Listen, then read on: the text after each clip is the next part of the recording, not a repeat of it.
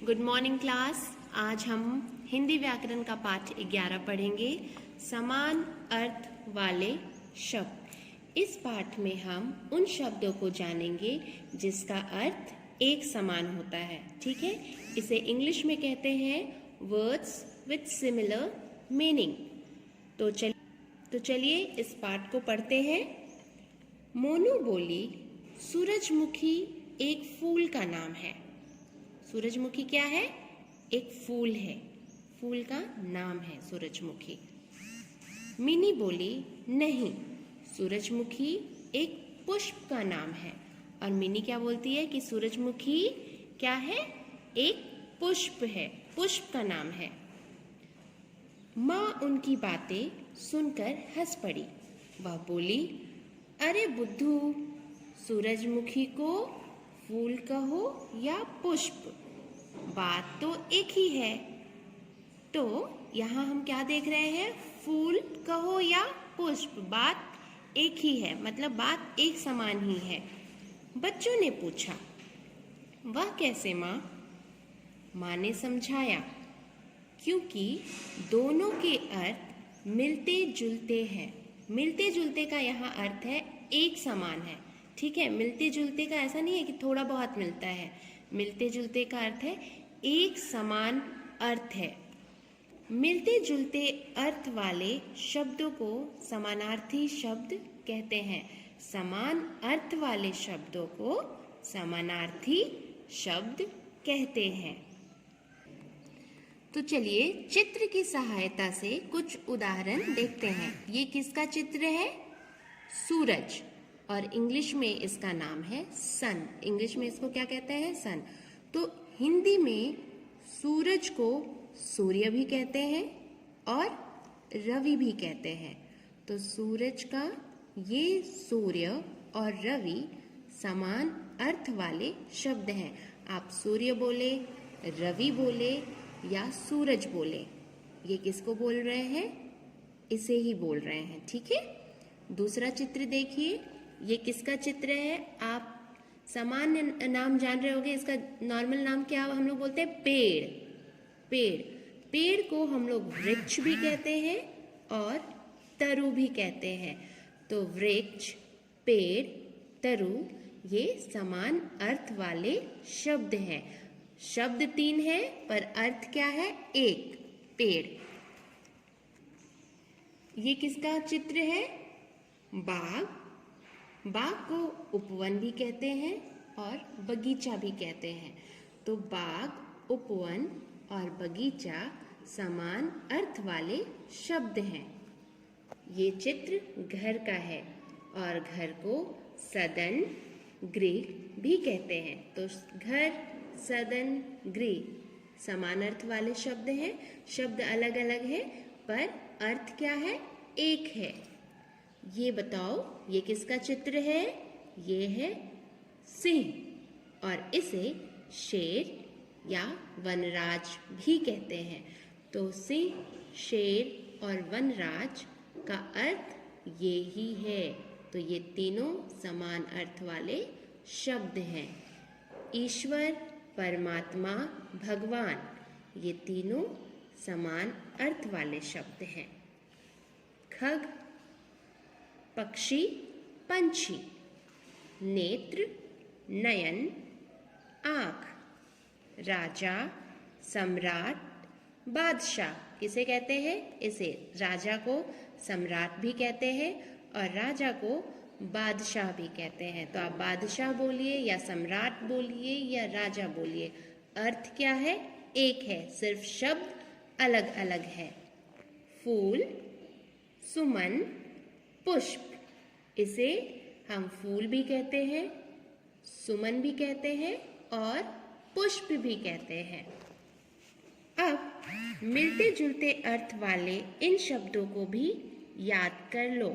आप इन सारे शब्दों को अपनी नोटबुक में लिखेंगे। ठीक है, और उसके बाद इन सारे शब्दों को याद भी करेंगे। आदमी को कहते हैं नर, मानव। आदमी, नर और मानव, ये तीनों शब्द का अर्थ एक है। औरत, नारी, महिला, ये तीनों शब्द का अर्थ एक है। जल, पानी, नीर। ठीक उसी तरह धरती का दूसरा नाम क्या है? पृथ्वी और भू भी। नभ, आकाश, आसमान, पवन, हवा, वायु, मित्र, साथी, दोस्त, संसार, जगत, दुनिया। हाथ, हाथ को कर भी कहते हैं, कर, हस्त। पुत्र, बेटा, सूत, पुत्री, बेटी, सुता। कपड़ा, वस्त्र, चीर। आप इस वीडियो की सहायता से इन शब्दों का सही उच्चारण सीखेंगे और बार बार खुद से पढ़ने की कोशिश करेंगे। चलिए अभ्यास कार्य करते हैं। आप पेज नंबर 44 निकालिए। ठीक है। बोलने की बारी, मौखिक कौशल। बोल बोल कर पढ़ो और याद करो। पुष्प, पुष्प को इंग्लिश में क्या कहते हैं? फ्लावर। मिलते जुलते अर्थ, मिलते जुलते अर्थ का अर्थ को इंग्लिश में सिमिलर मीनिंग कहते हैं, सिमिलर मीनिंग। समानार्थी शब्द, सिनोनिम्स। ओके। ख, लिखने की बारी, लिखित कौशल।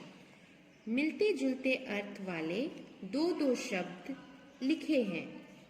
यहाँ पर मिलते जुलते अर्थ वाले दो शब्द लिखे हैं, ईश्वर, भगवान। उनके बीच में मिलते जुलते अर्थ वाला एक और शब्द लिखो। यहाँ कहा गया है कि ये जो खाली स्थान दिए गए हैं, इसमें मिलते जुलते अर्थ वाला एक और शब्द लिखना है। ठीक है। जैसे ईश्वर और भगवान, ईश्वर और भगवान को परमात्मा भी कहते हैं। ठीक है। पक्षी, पंछी, खग। खग, पक्षी, पंछी का अर्थ एक है।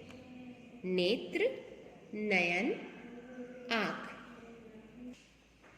सूर्य, सूरज, रवि। प्रश्न दूसरा, समझो और वाक्यों में खाली स्थान भरो। इसको समझना है और खाली स्थान भरना है। कैसे? यह आम का वृक्ष है, यह आम का पेड़ है। तो देखिए, जो लाल रंग से यहाँ वृक्ष लिखा गया है, वृक्ष को पेड़ भी कहते हैं, तो दूसरी तरफ पेड़ कहा गया है। ठीक उसी तरह हमें भी खाली स्थान में समान अर्थ वाले शब्द लिखने हैं। जैसे नीरा नीर पी रही है, तो नीर का एक और शब्द क्या है? जल या पानी। नीरा पानी पी रही है, आप जल भी लिख सकते हो। नीरा जल पी रही है। ठीक है। वायु धीरे धीरे बह रही है। वायु का दूसरा नाम क्या है? दूसरा शब्द क्या है? हवा। हवा और वायु का अर्थ एक ही है, तो हम यहाँ हवा लिख सकते हैं। धीरे धीरे बह रही है। मेरी पुत्री सुशील है। मेरी पुत्री कैसी है? सुशील है। तो पुत्री को क्या और कहते हैं? सुता। मेरी सुता सुशील है। तो दोनों वाक्य का अर्थ क्या है? एक ही है। मेरा मित्र समझदार है, मेरा दोस्त समझदार है। हम मित्र लिखे या दोस्त लिखे, शब्द अलग है पर अर्थ एक ही है। इस पाठ में दिए गए सारे शब्दों को आप अच्छे से याद करेंगे। ठीक है। एग्जाम में एक शब्द आ सकता है और उसके दो समान अर्थ वाले शब्द लिखने को आ सकते हैं, तो आप इसे अच्छे से याद करिएगा और अच्छे से कॉपी में लिखिएगा। Thank you children.